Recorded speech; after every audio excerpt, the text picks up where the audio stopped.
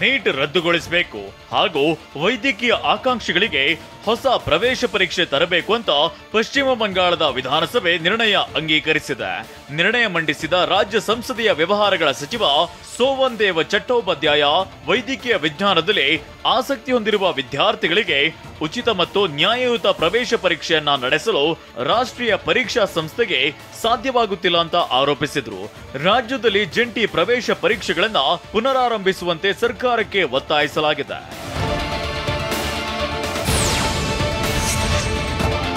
ಪಶ್ಚಿಮ ಬಂಗಾಳ ವಿಧಾನಸಭೆಯ ವಿಪಕ್ಷ ನಾಯಕ ಸುವೇಂದು ಅಧಿಕಾರಿಗೆ ಟಿಎಂಸಿ ಶಾಸಕ ಅವಾಚ್ಯ ಶಬ್ದಗಳಿಂದ ನಿಂದಿಸಿರುವ ಘಟನೆ ನಡೆದಿದೆ.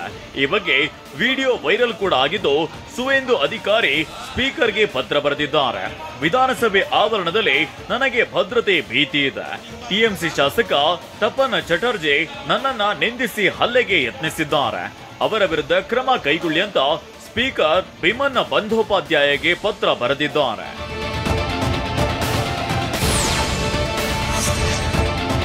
ಬಿಹಾರ ಸಿಎಂ ನಿತೀಶ್ ಕುಮಾರ್ ವಿಪಕ್ಷ ಆರ್ಜೆಡಿ ನಾಯಕಿಯನ್ನ ನೀವು ಮಹಿಳೆ, ನಿಮಗೆ ಏನು ಗೊತ್ತಾಗೋದಿಲ್ಲ ಅಂತ ಕುಟುಕಿದ್ದು ಭಾರಿ ವಿವಾದಕ್ಕೆ ಕಾರಣವಾಗಿದೆ. ತಿದ್ದುಪಡಿ ಮಾಡಿದ ಮೀಸಲಾತಿ ಕಾನೂನುಗಳನ್ನ ಸಂವಿಧಾನದ 9ನೇ ಶೆಡ್ಯೂಲ್ನಲ್ಲಿ ಅಳವಡಿಸಿ ಕಾನೂನು ಪರಿಶೀಲನೆಯಿಂದ ಮುಕ್ತಿಗೊಳಿಸಬೇಕು ಅಂತ ಆಗ್ರಹಿಸಲಾಗ್ತಿತ್ತು. ಹೀಗೆ ವಿಧಾನಸಭೆಯಲ್ಲಿ ಪ್ರತಿಭಟನೆ ನಡೆಸುತ್ತಿದ್ದ ವೇಳೆ ಆರ್ಜೆಡಿ ಶಾಸಕಿ ರೇಖಾದೇವಿ ವಿರುದ್ಧ ನಿತೀಶ್ ಹರಿಹಾಯ್ದಿದ್ದಾರೆ.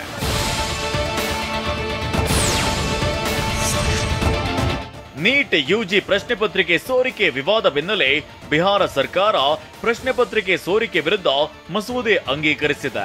ನಿನ್ನೆ ಮಸೂದೆಯನ್ನ ವಿಧಾನಮಂಡಲದಲ್ಲಿ ಮಂಡಿಸಿ ಧ್ವನಿಮತದ ಮೂಲಕ ಒಪ್ಪಿಗೆ ಪಡೆದುಕೊಳ್ಳಲಾಗಿದೆ. ಪ್ರಶ್ನೆ ಪತ್ರಿಕೆ ಸೋರಿಕೆ ಪ್ರಕರಣಗಳಲ್ಲಿ ತೊಡಗಿಸಿಕೊಂಡ ಆರೋಪಿಗಳಿಗೆ ಕನಿಷ್ಠ 10 ವರ್ಷಗಳ ಜೈಲು ಶಿಕ್ಷೆ ಮತ್ತು ಕನಿಷ್ಠ 1 ಕೋಟಿ ರೂಪಾಯಿ ದಂಡವನ್ನ ವಿಧಿಸಲು ಮಸೂದೆಯಲ್ಲಿ ಅವಕಾಶ ನೀಡಿದೆ. ಆದರೆ ಇದನ್ನ ವಿಪಕ್ಷಗಳು ವಿರೋಧಿಸಿ ಸಭಾತ್ಯಾಗ ಮಾಡಿವೆ.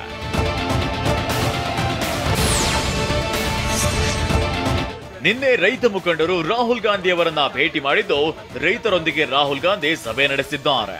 ಬಳಿಕ ಮಾತನಾಡಿ, ಸಾರ್ವತ್ರಿಕ ಚುನಾವಣೆಯ ನಮ್ಮ ಪ್ರಣಾಳಿಕೆಯಲ್ಲಿ ನಾವು ಎಂಎಸ್ಪಿಗೆ ಕಾನೂನುಬದ್ಧ ಭರವಸೆಯನ್ನ ನೀಡಿದ್ದೇವೆ.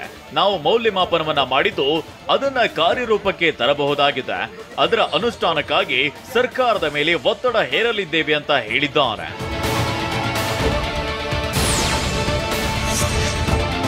ಕೇಂದ್ರ ಬಜೆಟ್ ಬಗ್ಗೆ ತಮಿಳುನಾಡು ಸಿಎಂ ಕಿಡಿಕಾರಿದ್ದಾರೆ. ಪ್ರಧಾನಿ ಮೋದಿಯವರೇ, ದೇಶವನ್ನ ನಡೆಸಲು ನೋಡಿ, ನಿಮ್ಮನ್ನ ಸೋಲಿಸಿದವರ ಮೇಲೆ ಸೇಡು ತೀರಿಸಿಕೊಳ್ಳಬೇಡಿ.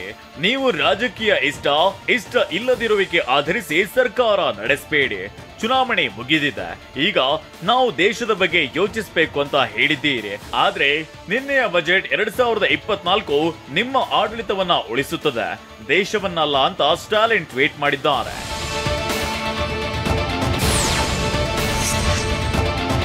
ಸುಮಾರು 18 ವರ್ಷಗಳ ನಂತರ ನಿನ್ನೆ ತಡರಾತ್ರಿ ಅಂದ್ರೆ ಜುಲೈ 24ರಂದು ಅಪರೂಪದ ಶನಿ ಚಂದ್ರಗ್ರಹಣ ಸಂಭವಿಸಿದೆ.